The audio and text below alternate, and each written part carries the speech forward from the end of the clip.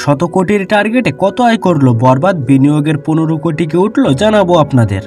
কয়েকদিন আগেই বরবাদ সিনেমার প্রযোজকের কথায় ঢালিউড অঙ্কনে হইচই পড়ে যায়। তিনি জানিয়েছিলেন শাকিব খান অভিনীত বরবাদ শুধু জনপ্রিয়তাই নয়, রীতিমতো আয়ও রেকর্ড করবে। প্রাথমিকভাবে আয়েরও একটি ধারণা দিয়ে বলেছিলেন সিনেমাটি 100 কোটি টাকা আয়ের রেকর্ড করতে যাচ্ছে। এমন আয় ঢালিউড অতীতে দেখেনি। ইন্ডাস্ট্রির জন্য আসার কথা হলেও এখন শোনা যাচ্ছে প্রযোজককে লগ্নির 15 কোটির হিসাব মেলাতে হিমশিম খেতে হচ্ছে। আসলে ঘটনা কি? গতকাল থেকেই কেউ কেউ লিখেছেন বরবাদের লগ্নি ওঠানো নিয়েই এখন চিন্তায় প্রযোজক।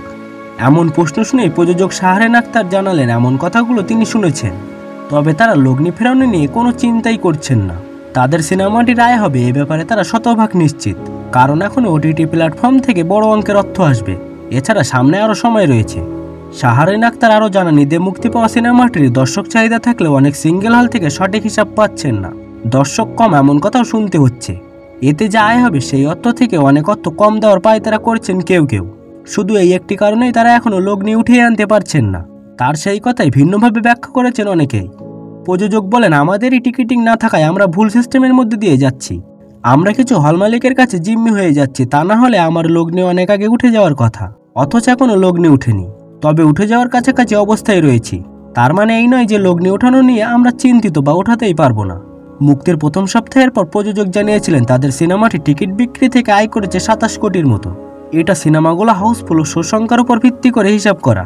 পরে আরও 2 সপ্তাহ চলে গেছে, এর মধ্যে সিনেমাটি মাল্টিপ্লেক্সগুলিতে বেশি সংখ্যক শো পাচ্ছে। নতুন শো অনেক সিঙ্গেল হলে সিনেমাটি 3য় সপ্তাহ চলছে। আয় প্রসঙ্গে প্রযোজক বলেন, আমরা একটা হিসাব করেছি যেখানে এখনও পর্যন্ত সব মিলিয়ে আমাদের গ্রস টিকিট সেল হয়েছে 50 থেকে 55 কোটি টাকা। এটা আজ আনুষ্ঠানিক ঘোষণা দেব, কারণ তথ্যটা বাংলা সিনেমার জন্য সুসংবাদের। এটা আমাদের আশ্বস্ত করেছে সিনেমা ভালো হলে দর্শক দেখবেন।